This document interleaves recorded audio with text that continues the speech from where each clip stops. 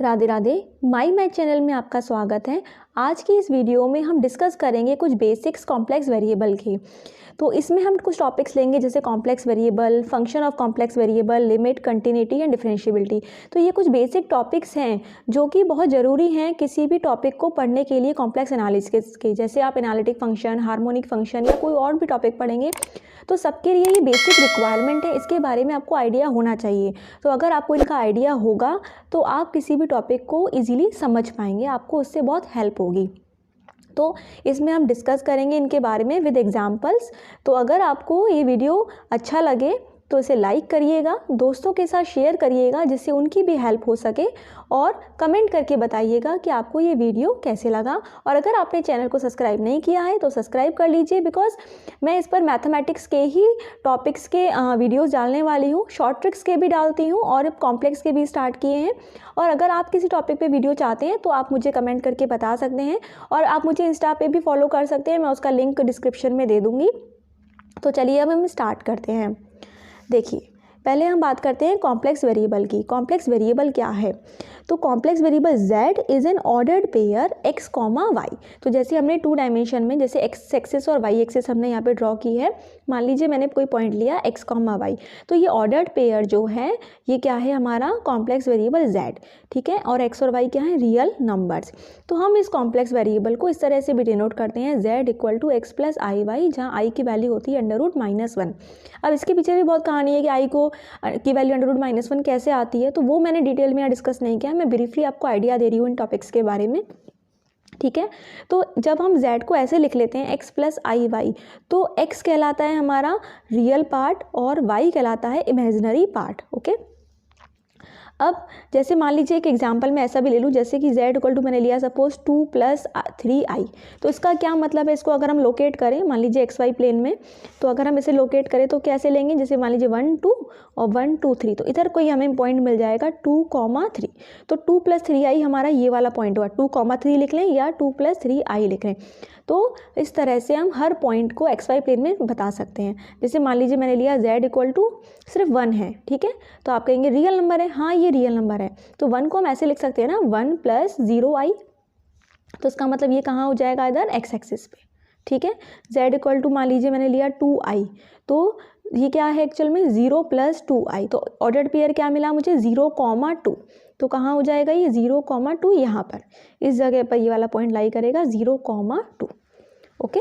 तो इस तरह से हम हर कॉम्प्लेक्स नंबर को और as an ordered pair xy plane में लोकेट कर सकते हैं, ठीक है। अब देखिए, अब हम बात करते हैं कि हम किसी कॉम्प्लेक्स नंबर को पोलर कोऑर्डिनेट्स में कैसे लिखते हैं। तो आप जानते हैं कार्टेशियन और पोलर कोऑर्डिनेट्स में क्या रिलेशन होता है कि x इक्वल टू होता है हमारा r cos theta and y होता है r sin थीटा, ठीक है। तो जब हम इनको स्क्वायर करके ऐड करेंगे तो क्या मिलेगा? x² + y² equal to r²। इसको ऐसे भी समझ सकते हैं कि x, y अगर मैंने यहाँ पॉइंट लिया तो ये डिस्टेंस हो गई x और ये डिस्टेंस हो गई y। तो ये जो है, ये देखिए, ये अगर y डिस्टेंस है ये वाली, तो ये डिस्टेंस भी मेरी y हो गई, ठीक है ना। तो अब हमारे पास ये डिस्टेंस, अगर मैंने इसको, ये रेडियल वेक्टर है, अगर मैंने इसको r से डिनोट किया तो r² क्या हो जाएगा? x² + y²। और अगर हम यहाँ से भी देख लें तो क्या आएगा? r² = x² + y²। तो r की वैल्यू क्या मिल जाएगी? √x² + y²। इसको हम कहते हैं मॉड्यूलस ऑफ z, ठीक है। तो हम इसको मॉड z से भी डिनोट करते हैं। तो कहीं भी आपको अगर आगे जब आप पढ़ेंगे तो कहीं मॉड z अगर मिलता है तो मॉड z का मतलब है सिंपल √x² + y²। ये इंपॉर्टेंट है, इसको याद रखिएगा मॉड z की वैल्यू क्या होती है, ठीक है। कहीं अगर आप देखेंगे मॉड z का स्क्वायर, इस फंक्शन के बारे में आगे बहुत बात होती है डिफरेंशिएबिलिटी में और एनालिटिक में। तो ये जब भी आपको ये दिखे तो उसका मतलब सीधा सीधा क्या हो गया? इधर स्क्वायर कर दिया, यानी कि x² + y²। यानी कि इसमें सिर्फ ये u वाला पार्ट है और v वाला पार्ट यानी कि इमेजिनरी पार्ट जो है वो 0 है, ठीक है। मतलब रियल पार्ट है, इमेजिनरी पार्ट इसमें नहीं है, बिकॉज यहाँ पे कुछ नहीं है तो i 0 हो गया, ठीक है। ये मैंने इसको u बस ऐसे डिनोट कर दिया, आप कुछ भी कह सकते हैं। तो ये है रियल पार्ट और 0 है इमेजिनरी पार्ट, बस इतना ध्यान रखिए। अब देखिए, अब अगर ये पॉइंट x, y यहाँ से हमारा थीटा एंगल बना रहा है ना, तो क्या करेंगे हम? ये थीटा हमने जैसे एंगल लिया था, तो y/x अगर यहाँ से निकालें तो आपको क्या मिलेगा? y/x = tan theta. तो थीटा क्या हो जाएगा? tan 1 y/x। तो इस थीटा को हम बोलते हैं आर्ग्यूमेंट ऑफ z, ओके, तो theta is called argument of Z. Okay, अब एक और बात बताएं कि अब मैंने जैसे कहा था कि मैंने पोलर कोऑर्डिनेट्स में हम लिखेंगे z को, तो अभी हम वहाँ तक पहुँच रहे हैं। तो अभी तो हमने बस देखा कि z का मॉड्यूलस क्या होता है और आर्ग्यूमेंट क्या होता है। ओके, अब हम z को पोलर कोऑर्डिनेट्स में कैसे लिखते हैं, यहाँ से। तो ये z है हमारा x plus I Y, x है r कॉस थीटा, y है r sine theta, r common ले लीजिए तो हो गया r cos theta plus i sine theta, और इसको हम ऐसे लिखते हैं e to the power i theta. Okay, तो z इक्वल टू क्या हो जाता है, r e की पावर आई थीटा। ये भी बहुत इंपॉर्टेंट है, जब आप एनालिटिक फंक्शन या फंक्शंस की डिफरेंशिएबिलिटी भी देखेंगे तो कई सारे फंक्शंस ऐसे होते हैं जिनके लिए हमें पोलर कोऑर्डिनेट्स में कन्वर्ट करने के बाद बहुत आसानी हो जाती है उनको एनालिटिक चेक करने में या डिफरेंशिएबिलिटी चेक करने में। तो आपको पता होना चाहिए कि z इक्वल टू जेड जो है थीटा और r के टर्म्स में क्या होता है, r e की पावर आई थीटा। ओके, अब जैसे मान लीजिए मैंने ये z लिखा, अगर आपसे कोई कहे 1/z क्या होगा, तो 1/z क्या हो जाएगा, सिंपल 1/r e की power I theta, 1/z, z की वैल्यू पुट कर दो, तो ये क्या बन गया 1/r e की पावर माइनस आई थीटा। ठीक है, तो आपको किसी भी फंक्शन अगर आपको ऐसे z में दिया है और पोलर में कन्वर्ट करना है तो आप सीधे क्या करें, z की जगह r e की पावर आई थीटा पुट कर दीजिए। ओके, इस तरह से हम कर सकते हैं। अब देखिए आगे देखते हैं। नेक्स्ट देखिए, अब जैसे कि मैंने यहाँ पे बताया है मल्टीप्लिकेशन कैसे करते हैं दो कॉम्प्लेक्स नंबर्स का, सिंपल ही है बट फिर भी मैंने एक यहाँ पे बता दिया है कि जैसे z1 हमारे पास एक कॉम्प्लेक्स नंबर है x1 plus I Y one, x1 y1 इसके रियल और इमेजनरी पार्ट्स हैं। ऐसे एक और अगर नंबर है मेरे पास complex number z2 x2 plus I Y two. Okay, तो अब हमें इनका मल्टीप्लाई करना है, तो जैसे हम करते हैं वैसे ही लिखेंगे z1 इंटू z2, तो z1 की वैल्यू रख दी, z2 की वैल्यू रख दी, मल्टीप्लाई कर दिया, तो मल्टीप्लाई किया तो हमें क्या मिला, x1 का x2 में किया तो x1 इंटू x2, फिर मैंने y1 का y2 में किया और ये i इंटू आई, तो क्योंकि i क्या था हमारा √-1, तो i स्क्वायर क्या होता है माइनस का 1, तो जब इस वाली टर्म का i y1 का i y2 में हुआ तो क्या मिला minus y1 y2, because i square -1 हो गया। फिर अब इस वाले टर्म का हमने इसमें किया i y1 का x2 में, तो हमें क्या मिला i कॉमन आ गया y1 x2, और एक ये वाला बच गया x1 का i y2 में किया तो i कॉमन और x1 y2, तो मल्टीप्लिकेशन इस तरह से आप कर लेंगे। ठीक है, अब जैसे मैं आपको एक मतलब सिंपल सा हम एक छोटा सा एग्जांपल भी ले लें, 2 + 3i करना हो मान लो, और सपोज़ यहाँ पे मुझे करना है 4 + 2i, तो क्या करेंगे 2 4 जा 8 है ना, 2 का 2i में करोगे तो ये क्या, अब जैसे इस फॉर्मूले को यूज़ करके भी कर सकते हैं कि मैं x1 x2 करूँ फिर देखूँ y1 y2 क्या है ना, ये तो बता दिया आपको। लेकिन अगर हम नॉर्मल, अगर हमें ये याद नहीं दिया तो डायरेक्ट कर लीजिए नॉर्मल मल्टीप्लाई, जैसे दो ब्रैकेट्स ओपन करते हैं, तो 2 4 जा 8, 2 2 जा 4i, 3 का इसमें किया तो 3 4 जा 12i, और 3 2 जा 6 और माइनस का 6, क्योंकि आई स्क्वायर हो गया -1, तो क्या आ गया 2 और ये हो गया 16 का 16i। ओके, इस तरह से हम मल्टीप्लाई कर सकते हैं, और अगर हमें ये फॉर्मूला याद है तो इसकी हेल्प से भी हम कर सकते हैं। अब बात आती है कॉन्जुगेट कैसे निकालते हैं, ये भी बहुत इंपॉर्टेंट टर्म है, ये आपको कई जगह मिलेगा जब आपको आगे टॉपिक्स पढ़ेंगे। तो कॉन्जुगेट किसी कॉम्प्लेक्स नंबर का हम कैसे निकालते हैं, तो अगर z है x प्लस आई वाई, तो z पर क्या हो जाता है x माइनस आई वाई, मतलब i को हमें साइन चेंज कर देना है, प्लस का i है तो माइनस का i हो जाएगा। ठीक है, जैसे मान लीजिए मेरे पास है z इक्वल टू 4 + 5i, और इसका पूछा जाए z बार क्या होगा, तो क्या होगा 4 - 5i, साइन चेंज हो गया। अब मान लीजिए अगर मेरे पास z है सपोज़ 6 - 7i, अगर यहाँ माइनस है तो इसके लिए मुझे z बार क्या मिल जाएगा, साइन चेंज कर दें तो क्या हो जाएगा 6 + 7i। ठीक है, i का साइन चेंज हो जाता है, तो ये माइनस का था तो प्लस का हो गया, और प्लस का था तो माइनस का हो गया। इस तरह से हम कॉन्जुगेट फाइंड करते हैं।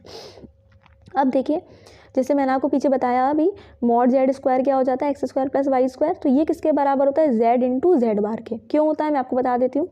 जैसे z है अगर हमारा x + आई वाई, तो z बार क्या होगा x माइनस आई वाई। अब आप मल्टीप्लाई कर लो z का z बार में, तो क्या आ जाएगा x + आई वाई फिर x माइनस आई वाई, तो a + b और a माइनस बी वाला फॉर्मूला लगाएंगे तो क्या आएगा a² - b² होता है, तो आई वाई का होल स्क्वायर, और आई स्क्वायर क्या होता है -1, तो माइनस माइनस प्लस, तो ये क्या आ गया x² + y², और यही मैंने आपको बताया था ये क्या बनता है हमारा मॉड z का स्क्वायर। ठीक है, तो इसलिए आप इसको ध्यान रखिए कि मॉड जेड स्क्वायर जो है वो किसके बराबर होता है, जेड इंटू जेड बार। ओके, तो ये हमने कॉम्प्लेक्स वेरिएबल के बारे में कुछ बेसिक्स को डिस्कस किया। इंपॉर्टेंट है, छोटी छोटी चीज़ें बट बहुत इंपॉर्टेंट हैं आपके लिए। अब हम बात करते हैं फंक्शन की। तो function of a complex variable क्या होता है, तो मैंने यहाँ पे इसको वर्ड्स में लिख रखा है आपके समझाने के लिए, पर उसी चीज़ को मैं यहाँ पे आपको समझाने जा रही हूँ, है ना। आप इसको पढ़ लीजिए, लेकिन मैं आपको समझाने जा रही हूँ कि एक्चुअल में क्या कहना चाह रहे हैं हम। देखो, जैसे रियल में आप देखते हो कि रियल में फंक्शन जब हम पढ़ते हैं रियल वेरिएबल में, तो जब हम कोई भी फंक्शन पढ़ते हैं तो उसमें क्या चाहिए होता है, एक तो हमें चाहिए होता है एफ, एक फंक्शन रूल चाहिए होता है, एक हमें डोमेन चाहिए होता है ना, और एक कोडोमेन चाहिए होता है।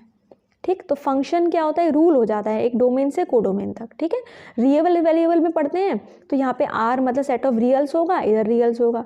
अगर सेट ऑफ रियल्स नहीं होगा तो उसका कोई सबसेट होगा। ठीक है, इस तरह से। और ये मैपिंग जो होगी वो आर में होगी, उसके किसी ना किसी सबसेट में होगी। इस तरह से रियल वेरिएबल के केस में हम पढ़ते हैं। लेकिन अब कॉम्प्लेक्स की जब हम बात कर रहे हैं तो हम आर सेट ऑफ रियल क्या होते हैं, आपके रियल नंबर्स पता होना चाहिए, वो सारे नंबर जो रियल लाइन पे लाई करते हैं ना, इन्फाइनाइटली होगी 0 1 2 3 उनके बीच के सारे नंबर्स। तो रियल नंबर्स क्या होते हैं, वो number, real number is a number which lies on a real line. तो रियल नंबर दो तरह के होते हैं, रैशनल या इरेशनल, लेकिन रियल नंबर आपके रियल लाइन पर लाई करते हैं, है ना। लेकिन जब हम कॉम्प्लेक्स की बात कर रहे हैं और आपने देखा हम ऑर्डर्ड पेयर लेके चल रहे हैं, तो मतलब हम 2 डायमेंशन में मैपिंग होगी, मतलब R2 है एक तरह से आपके पास 2 डायमेंशन प्लेन। तो लेफ्ट में डोमेन में भी आपके पास 2 डायमेंशन प्लेन होगा या उसका कोई सबसेट होगा, और राइट साइड यानी कि कोडोमेन में भी आपके पास क्या होगा, 2 डायमेंशन प्लेन, यानी कि जिसको हम कॉम्प्लेक्स प्लेन बोलते हैं। ठीक है, तो अब ये मैपिंग कहाँ से कहाँ तक होगी, एस से। एस क्या है, ये जो आपका कॉम्प्लेक्स प्लेन है इसका कोई सबसेट है। ठीक है, कहाँ तक होगी, इस दूसरा कॉम्प्लेक्स प्लेन है उसके किसी सबसेट तक। ठीक है, एक इधर मैंने एस ले लिया, इधर मान लीजिए टी है, तो इस सबसेट से इधर दूसरे प्लेन के सबसेट में। तो ये एफ क्या है, रूल है, मैपिंग है, कहाँ से, from a subset of a complex plane S, ठीक है, to another set T in subset of C. C is a complex plane. Okay, तो अब यहाँ पे भी हम ऐसे ही करते हैं कि कॉम्प्लेक्स नंबर Z हमारा अगर S में है तो ये कहाँ मैप हो रहा है, एक नंबर W में जो किस में है, T में। ठीक है, तो F क्या कर रहा है, Z को W पे लेके जा रहा है, तो यानी कि FZ, Z की जो इमेज है अंडर दिस मैपिंग F क्या है, W। तो FZ की इमेज क्या है, W। तो FZ इक्वल टू हम क्या लिखेंगे, W। अब Z एक कॉम्प्लेक्स नंबर है तो Z किसके बराबर है, x प्लस आई वाई के। W भी एक कॉम्प्लेक्स नंबर है तो मान लिया ये क्या है, U प्लस आई वी के बराबर है। तो FZ क्या कर रहा है, W पे मैप कर रहा है Z को F, और ये किसके बराबर है, U प्लस आई वी के। तो रियल में क्या होता था, रियल से सेट ऑफ रियल से रियल्स में मैपिंग होती थी, यहाँ कॉम्प्लेक्स से मैपिंग हो रही है। वहाँ हमें रियल नंबर मिलता था, पर यहाँ कॉम्प्लेक्स में तो इसलिए हमें एक कॉम्प्लेक्स नंबर मिल रहा है U plus I V form में। ओके, तो अब ये तो सबने बेसिक आइडिया दिया इसके फंक्शन के बारे में। तो जैसे मैंने यहाँ पे एक फंक्शन जैसे लिया है कि FZ इक्वल टू दिया है Z स्क्वायर, उसे कह रहे हैं हम एक्सप्रेस करिए in U plus I V form. तो कैसे करेंगे, FZ आपको दिया है Z स्क्वायर, Z होता है x प्लस आई वाई, इसका स्क्वायर किया तो आपको ये मिलेगा, आप करके देख लीजिएगा, आपको ये 3 टर्म्स मिलेंगी। तो X square minus Y square, तो इसके संग हमने एक साथ रख लिया क्योंकि रियल पार्ट है, इसमें आई नहीं है, और जिसमें आई होता है वो इमेजिनरी पार्ट होता है, तो हमने ये लिख लिया। ठीक है, तो अब हमारे पास ये हो गया रियल पार्ट u, ये हो गया इमेजिनरी पार्ट। तो हमें क्या पता चल गया कि u कितना है हमारा, ये X square minus Y square है, और v कितना है 2xy। तो आपको किसी भी फंक्शन को इस u plus I V form में एक्सप्रेस करना आना चाहिए, जिससे आप पता कर सको u क्या है, v क्या है। अब आप सोचेंगे u और v की नीड क्या है, बहुत नीड है। जब आप डिफरेंशिएबिलिटी चेक करेंगे या सबसे मेन जब आप एनालिटिक फंक्शन पढ़ेंगे, तो हर फंक्शन से आपको कोई u plus I V form में अगर दिया है तो बहुत अच्छी बात है, नहीं दिया तो u plus I V form में एक्सप्रेस करना होगा, और u और v को आप आगे यूज़ करते हैं। ठीक है, तो इस तरह से आपको लिखना आना चाहिए। अब मैंने आपको खुद करने के लिए दिया है कि FZ equal to Z bar का स्क्वायर है, और इसको आपको U plus I V form में एक्सप्रेस करना है। तो ये आप खुद करके देखिएगा, इसको ट्राई करिएगा। ओके, अब चलिए हम आगे चलते हैं।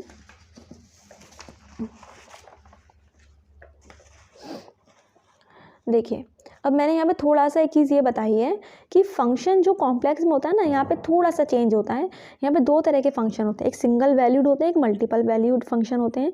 हम जितने भी टॉपिक्स अभी पढ़ रहे हैं मोस्टली सब में सिंगल वैल्यूड फंक्शन ही यूज़ होता है। मल्टीपल वैल्यूड फंक्शन वहाँ यूज़ होते हैं ब्रांच कट वगैरह में, वो अभी आपको आगे अगर उसकी मुझे वीडियो बनाऊंगी तो उसमें मैं डिस्कस करूंगी। तो मैं थोड़ा सा बता दूं कि ये क्या होते हैं, ओके। अदरवाइज़ हम यूज़ हमेशा सिंगल वैल्यूड फंक्शन ही करेंगे। तो कहीं किसी डेफिनेशन में अगर मेंशन नहीं है तो उसका मतलब है कि सिंगल वैल्यूड फंक्शन ही है, और अगर मल्टीपल वैल्यूड फंक्शन होगा तो स्पेशली वहाँ पर मेंशनड होगा, ठीक है। ये बहुत ही कम टॉपिक्स में यूज़ होगा, लेकिन इसका कॉन्सेप्ट है। तो मैंने सिंपल है डेफिनेशन दी है, आपको इसके बारे में बॉदर नहीं करना है ज़्यादा, हमें सिर्फ सिंगल वैल्यूड फंक्शन से ही अभी काम करना है। तो मतलब डेफिनेशन देख लेते हैं बस क्या है। ये कहता है कि हर z के लिए सिर्फ एक वैल्यू मिलेगी आपको, किसकी, w की। मतलब अगर f क्या कर रहा है, f अगर z को मैप कर रहा है किसी w पे, जैसे हमने पीछे देखा डायग्राम में, तो सिंगल वैल्यूड फंक्शन क्या करेगा, एक z के लिए एक ही w देगा। जैसे कि fz equal to Z square, हर z के लिए एक ही वैल्यू मिलेगी। लेकिन मल्टीपल वैल्यूड फंक्शन में ऐसा नहीं होता है ना। तो यहाँ पे क्या होगा, एक z के लिए एक से ज़्यादा वैल्यूज़ मिल जाएंगी। मान लीजिए w1 w2, आप कहेंगे कैसे, तो जैसे यहाँ लिखा है मैंने fz equal to under root z, ठीक है। अब होता क्या है मैं थोड़ा सा बता देती हूँ। जैसे z को मैंने लिखा r e की पावर i थीटा, है ना, फिर ये हो जाता है r e की पावर 1/2 e की पावर i थीटा बाई 2। अब होता क्या है, जब हम अभी क्योंकि मैंने आपको थीटा आर्ग्यूमेंट के बारे में बहुत डेप्थ में नहीं बताया है ना, तो थीटा को क्या होता है, थीटा को हम इस तरह से एक्सप्रेस करते हैं, थीटा प्लस 2n पाई। और n की वैल्यू जब हम चेंज करते चले जाते हैं, थीटा मतलब थीटा को थीटा ना लिख के, जो मैंने ये सिंपल थीटा आपको लिख रहा होगा ना कि अंडर रूट हटाएंगे तो थीटा बाई 2 हो जाएगा, एक्चुअल में ऐसे न लिख करके इसको इस तरह से एक्सप्रेस करते हैं। तो जब हम n की वैल्यू चेंज करते जाते हैं तो हमें अलग अलग वैल्यूज़ मिलती जाती हैं। तो उस सेंस में जब हमें एक z के corresponding more than one value मिलती हैं तो फंक्शन मल्टी वैल्यूड फंक्शन होता है। तो आप अभी इसको स्किप भी कर सकते हैं, बिकॉज आप अभी सिंपल टॉपिक्स पढ़ेंगे, आपको सिर्फ सिंगल वैल्यूड फंक्शन से ही मतलब है। इसके बारे में अगर ये नहीं भी ज़्यादा समझ में आया हो तो उसके लिए बॉदर नहीं करना है आपको, ठीक है। बट फॉर द कम्प्लीटनेस, है ना, for the sake of completeness मुझे यहाँ पे बताना पड़ रहा है ताकि नोट्स में आपके पास सब चीज़ें कम्प्लीटली रहें, आपको थोड़ा सा आइडिया हो, ओके। मेन टॉपिक जिस पे आपको फोकस करना है वो है लिमिट, कंटिन्यूटी, डिफरेंशिएबिलिटी। तो लिमिट के बारे में समझते हैं, क्योंकि लिमिट ही आपकी डिफरेंशिएबिलिटी में यूज़ होती है। तो लिमिट के बारे में आपको आइडिया होना बहुत ज़रूरी है कि यहाँ पे लिमिट का क्या मतलब है। तो देखिए स्टार्ट करते हैं इस थर्ड टॉपिक को। अब देखिए, जैसे मैंने पहले बताने की कोशिश की है कि रियल वेरिएबल्स के केस में लिमिट का क्या कॉन्सेप्ट है, ये आप जानते भी हैं, बट फिर भी थोड़ा सा मैं आपको बता देती हूँ। जैसे मैंने एग्जांपल लिया f(x) equal to X square, तो अगर हमें इसकी लिमिट निकालनी है, limit x tends to 0 f(x), तो उसका क्या मतलब है। आप जानते हो x टेंस टू 0 है, f(x) की वैल्यू रखी एक्स स्क्वायर, 0 पुट कर दिया तो 0 आ गया। तो लिमिट तो 0 आ गई, लेकिन इसका मतलब क्या है, तो पहले हम इसका मतलब समझ लें। तो देखो f(x) equal to X square अगर हम प्लॉट करेंगे तो ऐसे ही प्लॉट होगा, कुछ इस तरह से पैराबोला बनेगा, है ना। अब वन वेरिएबल के केस में होता क्या है, x टेंस टू 0, तो हमें 0 है ही, 0 को अप्रोच करना है। तो हमारे पास सिर्फ दो रास्ते हैं, या तो इधर से जाएंगे राइट साइड से या लेफ्ट साइड से, है ना। तो भाई हम कहते हैं कि जैसे जैसे x 0 को अप्रोच करेगा वैसे वैसे f(x) क्या कर रहा है, 0 को ही अप्रोच कर रहा है। इधर से जाएं तब भी यही हो रहा है, जैसे जैसे x 0 को अप्रोच कर रहा है, जो आपका फंक्शन की वैल्यू है वो 0 को अप्रोच कर रही है ना। तो हम कहीं से भी अप्रोच करें, चाहे लेफ्ट हैंड लिमिट या राइट हैंड लिमिट, दोनों में से हम देखें तो जैसे जैसे हम x को अप्रोच करते हैं, f(x) किसको अप्रोच कर रहा है, 0 को। तो यही इसका मतलब है कि जैसे जैसे x 0 को अप्रोच कर रहा है, ये f(x) जो फंक्शन है एक्स स्क्वायर वो 0 को अप्रोच कर रहा है। इसका मतलब ये है, ठीक है।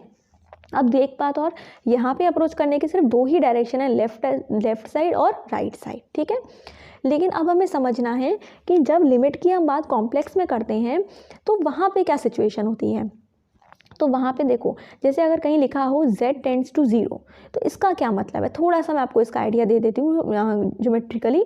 इसका क्या मतलब है, देखिए जैसे z इक्वल टू 0, तो z इक्वल टू 0 तो ये वाला पॉइंट है ना, z इक्वल टू 0। अब हम कह रहे हैं z टेंड्स टू 0, तो ये तो 0 वाला पॉइंट है। तो कोई पॉइंट हमने अगर यहाँ z लिया, हम कह रहे हैं टेंड्स टू 0, उसका क्या मतलब है, z 0 को अप्रोच कर रहा है। टेंड्स का मतलब तो यही है कि इसको अप्रोच कर रहा है। अब फर्क यहाँ पे कितना है, जब ये x 0 को अप्रोच कर रहा था तो ये यहाँ से गया या फिर यहाँ से गया, क्योंकि x या तो पॉजिटिव होगा या नेगेटिव से जाएगा। लेकिन अगर ये z अगर 0 को अप्रोच कर रहा है तो ये क्या कर सकता है, ये ऐसे भी जा सकता है इस रास्ते से, जैसे मान लो ये इक्वेशन कौन सी हो गई, y = x वाली, है ना। ये ऐसे भी जा सकता है, ये ऐसे भी जा सकता है, ये ऐसे सीधे जाके फिर ऐसे भी जा सकता है, ये ऐसे जाके ऐसे भी जा सकता है, या किसी और रास्ते से भी जा सकता है। तो z 0 को तो अप्रोच कर रहा है, मतलब z 0 के क्लोज जा रहा है। बस फ़र्क यहाँ पे कितना है, there are infinitely many ways, मतलब बहुत सारे, इनफाइनाइटली मैनी, अनंत तरीके हैं, अनंत रास्ते हैं z से 0 तक पहुँचने के। ठीक है, तो z टेंड्स टू 0 का मतलब क्या है, z जो है 0 को अप्रोच कर रहा है, लेकिन वो किसी भी पाथ से अप्रोच कर सकता है। ठीक है, ये है। तो अगर हमारे पास अब ऐसे लिखा है limit of F Z Z tends to Z not W not, इसका क्या मीन है, इसका मतलब ये है कि जैसे कि अगर हमने इधर एक्स वाई प्लेन लिया, ये एक्स ये वाई है, ये जेड नॉट है, मान ले ओरिजिन है, तो मान लीजिए यही जेड नॉट है, ये जेड है। तो जैसे जैसे जेड नॉट को अप्रोच करेगा, किसी भी रास्ते से कर सकता है जैसे कि मैंने आपको बताया, तो वैसे वैसे मान लीजिए इसकी इमेज इधर है डब्ल्यू नॉट, इधर है कोई एफ जेड फंक्शन, है ना। इस जेड की इमेज जो है अगर एफ जेड है, तो जैसे जैसे ये जेड को अप्रोच करेगा, एफ जेड जो है इसको अप्रोच करेगा। ठीक है, रास्ते कई कुछ भी हो सकते हैं, जैसे मैंने आपको बताया, जरूरी नहीं है किसी रास्ते से, ऐसे भी जा सकता है, ऐसे भी जा सकता है, किसी भी रास्ते से जा सकता है। ठीक है ना, तो जैसे इसका रास्ता बदलेगा, इसका भी रास्ता बदल जाएगा, क्योंकि यहाँ की पॉइंट्स की इमेज ही तो हमें यहाँ मिलेगी। ठीक है, तो लगभग कॉन्सेप्ट आइडिया वही है कि अप्रोच करना है, लेकिन फ़र्क बस इतना है, यहाँ पे सिर्फ लेफ़्ट और राइट डायरेक्शन हुआ करती थी, बट यहाँ पे इनफाइनेटली मैनी पाथ हैं। ठीक है, इनफाइनेटली मैनी वेज हैं अप्रोच करने के। तो अब इसकी जो एक स्टैंडर्ड डेफिनेशन है वो मैंने यहाँ लिखी है। हो सकता है आपको थोड़ी डिफ़िकल्ट लगे, हालांकि डिफ़िकल्टी का कोई सवाल नहीं है इसमें, बट फिर भी कंप्लीटनेस के लिए मैंने डेफिनेशन लिखी है, जो कि आपको बताना और बताना आपको मेरी जिम्मेदारी है, इसीलिए मैंने लिखी है। लेकिन लिमिट निकालने के लिए आप इस डेफिनेशन को यूज़ नहीं करोगे, इसके बिना आपका काम चल जाएगा। ठीक है, लेकिन मैं आपको बता देती हूँ, कुछ क्वेश्चंस में की जाती है, लेकिन हम जो क्वेश्चंस यहाँ पे जितने भी डिस्कस करेंगे हम इसको यूज़ नहीं करेंगे, बट फिर भी नॉलेज के लिए, कॉन्सेप्ट को क्लियर करने के लिए बताना बहुत ज़रूरी है, इसलिए मैं आपको बता रही हूँ।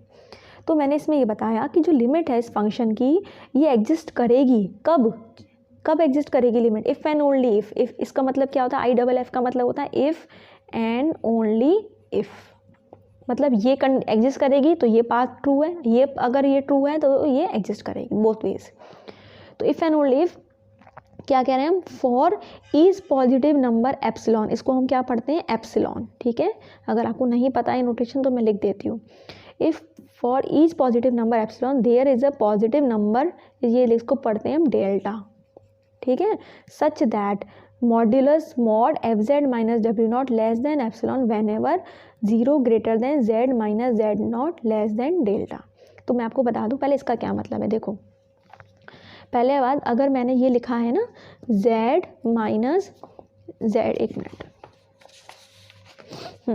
अगर हमने ये लिखा है z minus Z not less then, अगर डेल्टा लिखा, इसका क्या मतलब है इतने पार्ट का, इसका मतलब ये है कि अगर मैं जेड नॉट के अराउंड कोई मैं बॉल बना लूँ, सर्कल बना लूँ, किसका, डेल्टा रेडियस का, रेडियस डेल्टा है, तो लेस देन मतलब इस सर्कल बाउंड्री को छोड़ दो, सिर्फ इनसाइड वाले पार्ट की हम बात कर रहे हैं। ठीक है, तो ओपन बॉल ले रहे हैं, जैसे ओपन डिस्क होती है, हमने बाउंड्री हटा दी, क्योंकि लेस देन इक्वालिटी होती तो ये बाउंड्री भी कवर होती। तो हम कौन सा पार्ट ले रहे हैं, जेड नॉट के अराउंड, है ना, और तो such that Z minus Z not के बीच की जो डिस्टेंस है वो डेल्टा से कम है। तो ये अंदर के सारे पॉइंट, क्योंकि अगर बाउंड्री ले लेंगे तो इक्वल टू डेल्टा हो जाएगी, तो डेल्टा बाउंड्री को छोड़ के अंदर के सारे पॉइंट, इसका मतलब ये है। और अगर यहाँ पे इक्वल ग्रेटर देन 0 है तो मतलब ये पॉइंट भी हटा दिया हमने, तो ये पॉइंट भी छोड़ दो, ये बाउंड्री भी छोड़ दो, इनके अलावा कोई भी पॉइंट। तो हम यहाँ पे क्या कह रहे हैं कि अगर हम क्या करें, फॉर ईच एप्सिलॉन, मतलब यहाँ पे मैं एप्सिलॉन रेडियस का कोई भी ओपन डिस्क ले लूँ, ठीक है, तो उसके लिए क्या होगा, मुझे एक यहाँ पे डेल्टा रेडियस का सर्कल डिस्क मिल जाएगी, ओपन डिस्क मिल जाएगी जेड नॉट के अराउंड, सच दैट कि यहाँ पे इसके जेड नॉट के क्लोज अगर हम कोई जेड लेंगे तो डब्ल्यू नॉट के क्लोज भी हमें डब्ल्यू मिलेगा। ठीक है, मतलब जैसे जैसे इसके क्लोज वाले पॉइंट जेड नॉट को अप्रोच करेंगे तो डब्ल्यू जो है डब्ल्यू नॉट को अप्रोच करेगा। वही हम यहाँ कह रहे हैं कि जैसे जैसे जेड नॉट को जाएगा तो W not F Z W not को अप्रोच करेगा। ठीक है, तो ये डेफिनेशन है, कंप्लीटनेस के लिए मेरा बताना ज़रूरी है। अगर आपको थोड़ी इसमें डिफ़िकल्टी हो तो आप इस डेफिनेशन को स्किप कर सकते हैं। ओके, तो चलिए हम आगे चलते हैं। तो देखिए अब ये रिज़ल्ट क्या है, limit z tends to z not F Z equal to W not exist if and only if W not is unique. इसका मतलब कि अगर लिमिट एग्जिस्ट कर रही है तो वो क्या होगी, यूनिक होगी। इफ़ अगर लिमिट एग्जिस्ट करती है तो वो यूनिक होगी। यूनिक अगर हमें मिल गई डब्ल्यू नॉट की वैल्यू तो मतलब लिमिट एग्जिस्ट करती है। बोथ वेज ट्रू है ये। और ये जो लिमिट डब्ल्यू नॉट मिलती है ये क्या होगी, इंडिपेंडेंट होगी किसकी, पाथ की। जैसे मैंने आपको बताया था ना, कई सारे पाथ होंगे जेड से जेड नॉट को अप्रोच करने के, तो हमें हर पाथ के अलोंग जो लिमिट मिलेगी वो सेम होनी चाहिए। अगर सेम नहीं आ रही है मतलब पाथ पे डिपेंड कर रही है तो लिमिट एग्जिस्ट नहीं करेगी, ठीक है, यूनिक नहीं होगी क्योंकि उस केस में। अब देखिए मैंने आपको एग्जांपल दिया है जिसमें हमें शो करना है कि limit z tends to 0 z upon z bar does not exist. और यहाँ पे मैं जो कॉन्सेप्ट डिस्कस करूँगी ये आपको आगे डिफरेंशिएबिलिटी में, एनालिटिक चेक करने में ये बहुत आपको हेल्प करेगा। तो देखिए इसको करने के मैंने यहाँ पे 2 मेथड डिस्कस किए हैं। आपको जो मेथड अच्छा लगे यूज़ कर सकते हैं, लेकिन मैं सेकंड मेथड को मैं ज़्यादा प्रेफर करती हूँ, बट फिर भी मैं आपके साथ दोनों डिस्कस करूँगी।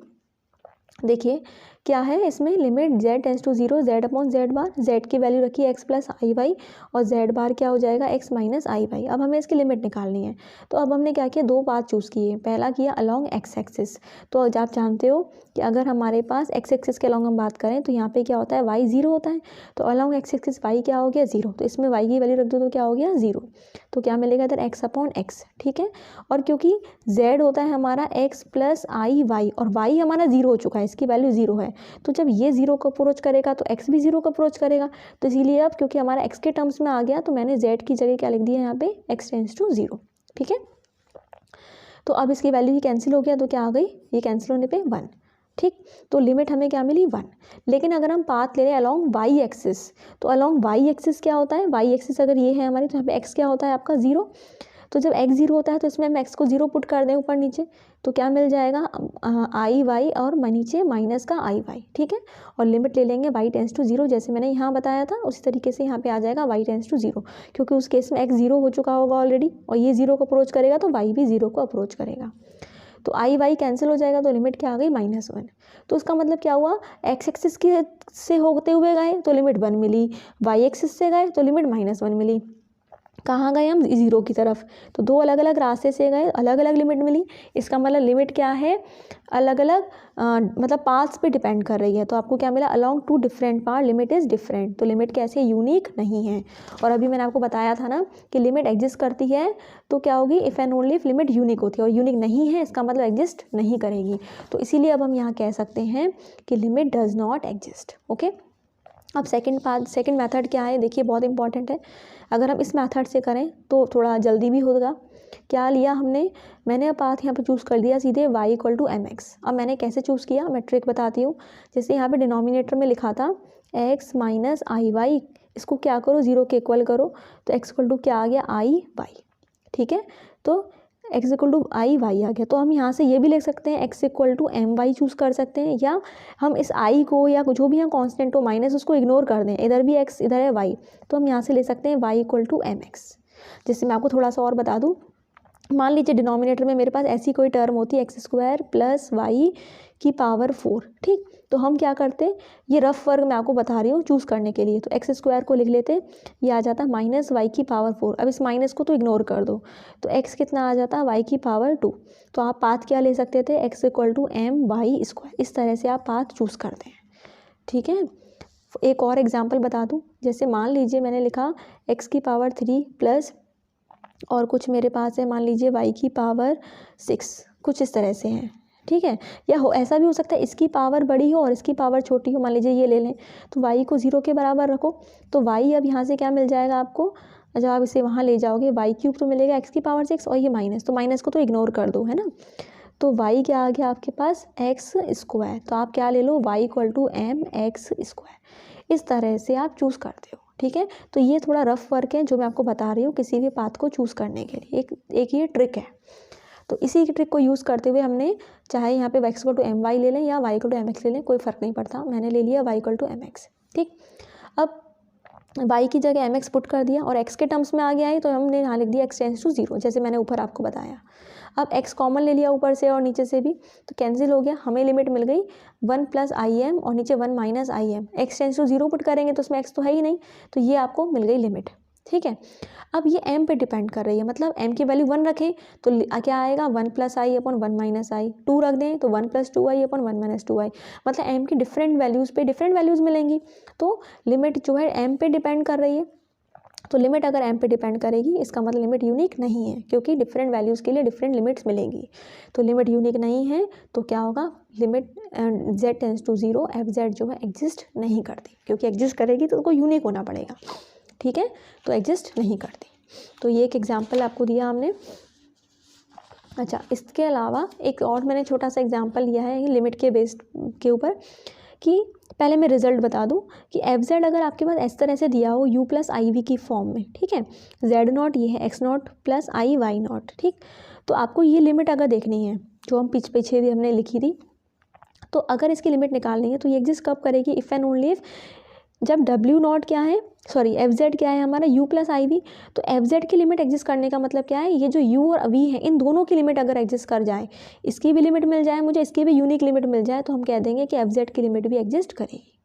ठीक है, वही ये रिजल्ट कह रहा है कि u की अगर u0 है, v की लिमिट v0 है, तो u0 + i v0 है ना, इस f(z) की लिमिट हो जाएगी। इस एग्जाम्पल से आप देखो, अगर ये दिया है तो ये मेरा रियल पार्ट u है, ये v है, तो इस फंक्शन की लिमिट देखने का मतलब क्या है, इसकी लिमिट निकाल लें, इसकी लिमिट निकाल लें, या तो अलग अलग निकाल लें, बट यहाँ डायरेक्ट भी निकाल सकते हैं। तो लिमिट निकालना यहाँ आसान है क्योंकि पॉलिनोमियल वाले फंक्शन है, तो सिंपल क्या करना है, x और y की वैल्यू जो दी है ना, x y अप्रोचेस टू 1, 2, तो 1 और 2 यहाँ पुट कर दिया x y की जगह, तो यहाँ से मिला 1 + 4, ये u की लिमिट हो गई यानी कि 5, और v है x - y, तो 1 - 2 यानी कि -1, तो ये आ गया -i। तो ये u और v की लिमिट हमें इधर 5 मिली, ये -1 मिला, तो हमारा आंसर क्या हो गया 5 - i।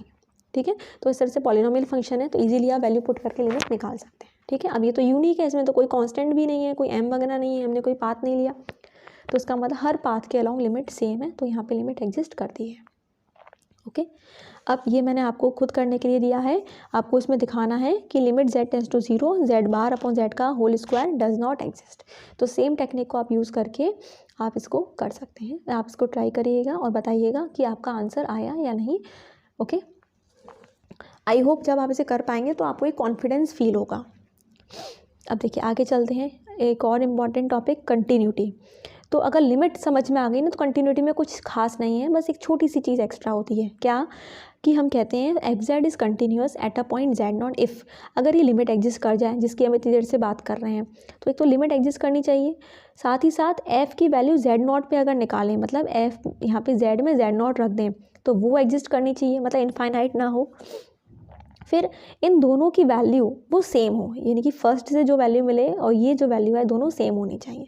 तो अगर ये कंडीशन सेटिस्फाई है then we say that function is continuous. तो आप देख सकते हैं इसमें लिमिट का कितनी बड़ी इंपॉर्टेंस है, अगर जिसको लिमिट नहीं पता वो कंटिन्यूटी नहीं बता पाएगा। ठीक है, क्योंकि लिमिट कंटिन्यूटी में हमें ये लिमिट निकालनी पड़ती है।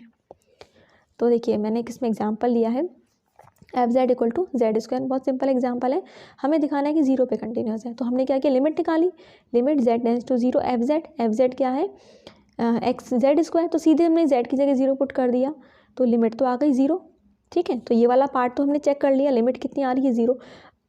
अब हमें देखना है f(z0) कितना है, मतलब f की वैल्यू 0 पे कितनी है, z0 हमारा 0 है ना, तो f के लिए 0 पे 0 है।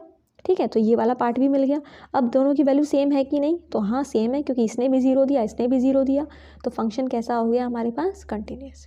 ठीक है, इसी क्वेश्चन में मान लो अगर आपको कोई कह देता कि नहीं 0 पे वैल्यू इसकी 1 है, लेकिन यहाँ से तो ये 0 आई थी, तो फिर फंक्शन कंटिन्यूस नहीं होता। अगर आपको दिया होता क्वेश्चन में कि f(z) जैसे मान लीजिए मैं आपसे कहूँ कि फंक्शन मेरा ऐसा है, f(z) = z² है when z is not equal to 0, और ये 1 है व्हेन z = 0, अगर आपको ये फंक्शन दे दिया जाए तो ये कंटिन्यूस नहीं होता। क्यों, क्योंकि जब हम इस केस में limit z tends to 0 f(z) की लिमिट निकालते तो क्या होता, हम इसको ऐसे लिखते, limit z tends to 0 z², अब z 0 पुट कर दें तो ये तो 0 आ गई।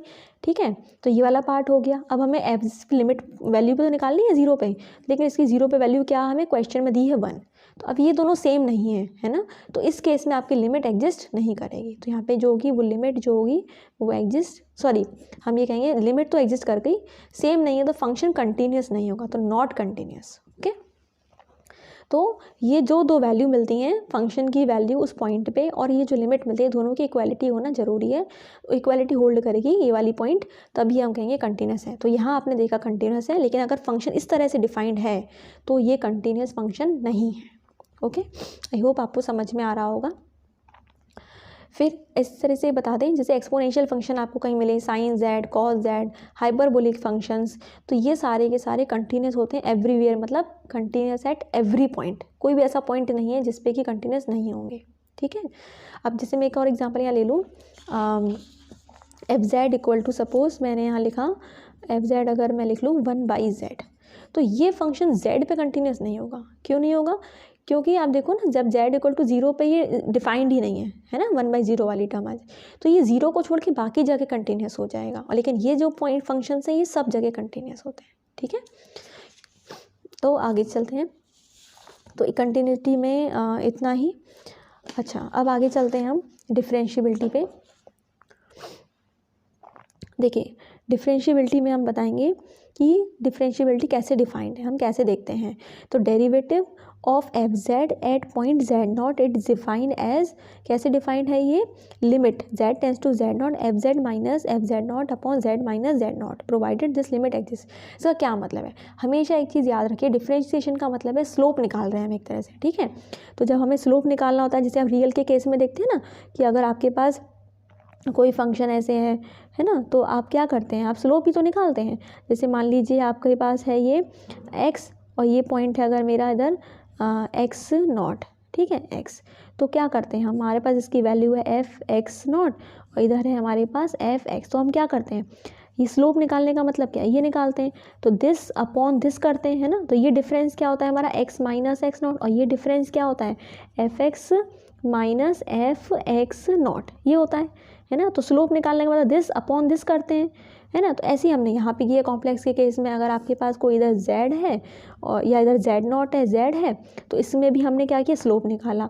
फंक्शन की वैल्यू इस पे एफ जेड माइनस फंक्शन की वैल्यू एफ जेड नॉट, जैसे यहाँ पे हमने लिखा, अपॉन यहाँ पे x माइनस एक्स नॉट होता है तो यहाँ z माइनस जेड नॉट हो जाएगा। अब इसमें क्योंकि हम इसके क्लोज जा रहे हैं, x एक्स नॉट की तरफ क्लोज जाते हैं, तो हम क्या कहते हैं कि x tends to X not लिखते हैं, है ना। तो हम उस केस में क्या लिखते हैं, limit x tends to X not F X minus F X not upon x minus X, इस तरह से लिखते हैं रियल के केस में। तो उसी तरीके से हमने यहाँ लिखा कि z से z नॉट की तरफ जा रहे हैं, तो F Z minus F Z not upon z minus Z not, और z नॉट को क्योंकि क्लोज जा रहे हैं z नॉट के, तो z tends to z not. ठीक है, तो उस तरीके से यहाँ पे भी डिफाइंड है। ऑल्टरनेटिवली हम ऐसे ले सकते हैं कि अगर मेरे पास ये z नॉट है और इसके कोई क्लोज पॉइंट मैंने यहाँ ले लिया है z not plus del z, तो क्या हो रहा है, इस पे फंक्शन की वैल्यू माइनस इस पे फंक्शन की वैल्यू का डिफरेंस अपॉन इनके बीच की दूरी, तो दूरी कितनी हो गई, डेल z, है ना। डिफरेंस कितना आ गया, डेल z। ठीक है, तो इस तरह से लिखें डेफिनेशन, या इस तरह से लिखें, इक्वल एक ही बात है। और क्योंकि आपसे क्लोज आ रहे हैं तो डेल z क्या हो जाएगा, 0 को अप्रोच करेगा, तो इसलिए हमने लिखा है del z tends to 0। Okay, तो आप जब भी डिफरेंशिएबिलिटी की बात करें तो आपके दिमाग में आना चाहिए स्लोप वाला कॉन्सेप्ट। अब देखिए, अब यहाँ पे एक एग्जांपल लिया है कि शो करो कि F Z equal to Z square जो है डिफरेंशिएबल होता है। ठीक है, तो डिफरेंशिएबल क्या है, हमने कंटिन्यूटी किसकी बात की थी पीछे, तो अब हम इसको डिफरेंशिएबल भी देख लेते हैं। तो मैंने इसको इस वाले डेफिनेशन से दिखाया, इसमें पॉइंट नहीं दिया है ना, तो जब पॉइंट नहीं है तो ये डेफिनेशन लेना थोड़ा बेटर है। तो अगर हमें इसको इस डेफिनेशन को लिया, तो ये तो मैंने जेड नॉट पे दी थी आपको, है ना, तो जेड नॉट पे दी थी, लेकिन हमारे पास पॉइंट नहीं है, तो हमने यहाँ पे जेड नॉट की जगह जेड लिखा। Limit del Z tends to 0, तो सेम हमने फॉर्मूला पुट किया है, बस यहाँ जेड रखा है क्योंकि पॉइंट नहीं है। अब एफ जेड ये है जेड स्क्वायर, तो F Z plus del Z क्या हो जाएगा, जेड की जगह रखेंगे जेड प्लस डेल जेड, तो होल स्क्वायर किया माइनस जेड स्क्वायर किया अपॉन डेल जेड। ठीक है, इसकी जरूरत वैल्यू पुट की है, इसको ओपन किया स्क्वायर को, तो ये मिलेगा, जेड स्क्वायर कैंसिल हो गया, तो आपको मिला ये वाली term del Z square plus 2z del Z upon del Z. अब डिवाइड करोगे तो एक ही कैंसिल हो जाएगा, तो ये टर्म मिलेगी, इसमें डिवाइड करेंगे तो 2z बचेगा। ठीक है, लिमिट लेंगे डेल जेड टेंस टू 0, तो ये तो 0 बन गया, तो क्या मिला 2z। तो वैसे भी आप जानते हो जेड स्क्वायर को डिफ्रेंशिएट करेंगे तो क्या आएगा 2z, जैसे एक्स स्क्वायर का 2x आता है, तो हमने इसके थ्रू सिखा दिया। ठीक है, तो ये आपको बेसिक चीज़ें पता होनी चाहिए, अदरवाइज आगे कहीं आप यूज़ करेंगे कि जेड स्क्वायर का डिफरेंशिएशन क्या है, तो 2z यूज़ कर सकते हैं, लेकिन अगर शो करने के लिए है तो आपको इस तरह से शो करना होता है। ठीक है, अब ये बहुत इंपॉर्टेंट है, क्योंकि एनालिटिक फंक्शन अगर आपके सिलेबस में है तो ज़रूरी नहीं है कि डिफरेंशियबिलिटी शो करने का क्वेश्चन आए, लेकिन डिफरेंशियबिलिटी, ये नॉट डिफरेंशियबिलिटी शो करने का रोल है, क्योंकि अगर डिफरेंशियबल नहीं होता है तो फंक्शन एनालिटिक नहीं होता, वो मैं आपको आगे बताऊँगी। तो नॉट डिफरेंशियबल का बहुत रोल है जब आप एनालिटिक फंक्शन पढ़ेंगे। तो इस तरह के ये एग्जाम्पल्स आपको आने चाहिए कि नॉट डिफरेंशियबल कैसे दिखाते हैं, ये बहुत इंपॉर्टेंट है। तो देखिए इसमें क्या हमें दिखाना है कि डिफरेंशियबल नहीं है, तो हमने क्या लिया, ये वाली डेफिनेशन ली, जीरो पे दिखाना है। तो ये जो मैंने आपको ऊपर डेफिनेशन बताई थी जेड नॉट पे, इसको लिया, बस जेड नॉट की जगह अब हम क्या पुट कर देंगे, जीरो सब जगह। तो जब जेड नॉट की जगह देखो जीरो पुट करेंगे तो हमें ये मिलेगा, ठीक।